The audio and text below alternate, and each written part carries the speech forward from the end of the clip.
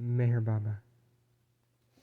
You should know two things which have happened during the last 2 months. In one instant, a dead child, whose parents did not love me, and who had not even seen me, is said to have come to life again as my name was said over it.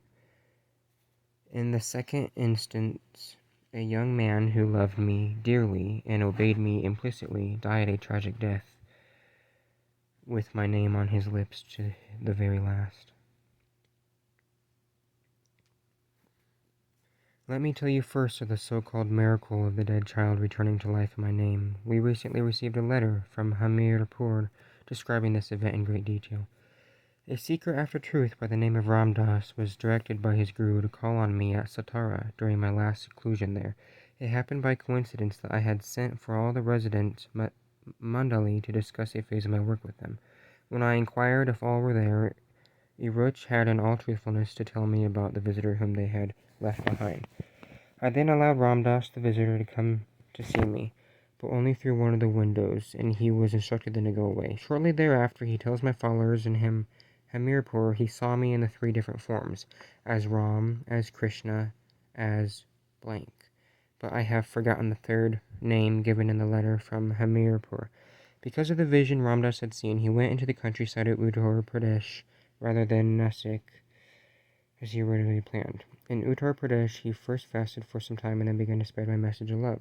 Ram Das selected an area hostile to love and devotion, but he prevailed upon the head of one village to agree to a kirtan, held in my name at the village's home.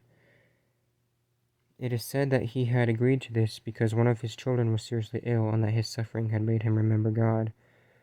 But let me say to you that one who remembers God in the hour of happiness remembers God best. My worker arranged the kirtan in the middle of it. The sick child suddenly died instead of getting well. Despite the ensuing confusion, Ram Das remained steadfast, and taking the dead child in his lap, continued the kirtan with even greater zeal and devotion, meanwhile offering profound silent prayers to me.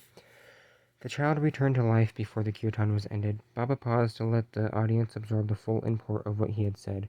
Perhaps in some situations a similar group would have cheered, but these men had been long enough in Baba's presence and become sufficiently conversed with the unexpected nature of his viewpoint, to understand that even this great event was part of illusion. They waited soundlessly for the story to spin on. Quote, because of this, thousands in that village and the surrounding countryside expressed their enthusiastic devotion towards me, but I say that this enthusiasm and devotion were not truly for me, but for the incident which had occurred in their village. Regardless of the favor of their expression, it was not out of love for God, but for love of an additional illusion which had occurred within the illusion of their daily lives. Baba then singled out the one from the audience who had held the dead child on his lap. Listen to me, Ram Das. The child did not return to life because of any miracle on my part. Even granting that the child really revived due to your love for me, this is not a great thing. The really great thing would be for you yourself to die in your love for me. Now, not literally to die physically, but to the importance of the world of illusion. Beware of your eye. This, quote, eye, unquote. Never let your ego feed on cheap things. Crowds easily gather around you, but do not let yourself become lost in the crowds, for you would be finished once and for all. Now I will tell you the second miracle which had happened only a month ago. Some of you must have seen or heard of Navrojji Dada Chandji of Bombay. He and his family love me dearly. His son Nozhir died recently in a flying accident near Hyderabad. He was a handsome young man and deeply devoted to me. Besides helping to support his family, he also spent freely from his salary as an instructor in the Indian Air Force for my cause and in my name. He had called on me at Satara just before he went to Hyderabad, as I had instructed him. He never failed to take my name each time before flying. This he did when he was leaving on a routine training flight. He and one other were in a 2-seater plane, and as things suddenly happened for reasons which will never be known, the plane suddenly dove straight into a lake and both men were lost. Nozhir was one of my gems. He died with my name on his lips and has come to me. The quiet of the group was profound. Baba looked very small for the moment in the silent garden, and yet something akin to a fierce pride seemed to burn in his eyes. One felt very close to the eternal miracle, and the sense of it spilled through the silent audience. The spell of human souls touching one another lasted a full eternal moment, and then Baba roused himself to complete his story.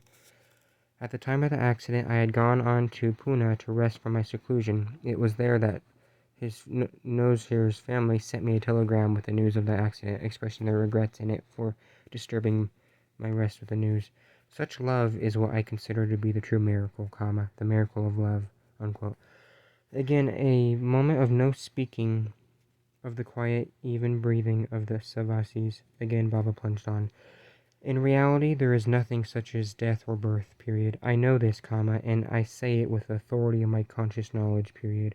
We are all in eternity, and we will always be there, period. Reality, none comes or goes, none is born or dies, period. But to experience this truth, we must first free ourselves from the bondage of our ignorance. After 100 years or so, you will all have dropped your bodies, and yet you will still exist. Do not think about your bodies, but think only about me. Then before you drop your bodies, you will be able to remember me. My miracle will be to make you become me. Although all of you regard yourselves as belonging to different religions, nationalities, etc., to me you are all one. I have not the least objection if you go to meet saints of any religious sects. Pay them your respects, give them and remain in their company. They are all in me. If you feel that a particular being is a great saint worthy of respect, why should you not revere him?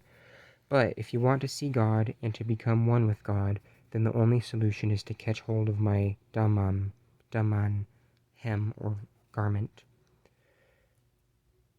If you care only for God, and if you have the one sole sincere desire for union, God realization, then hold on to my garment, robe, cloth, exclusively. Meher Baba, a avatar. Right behind my cross.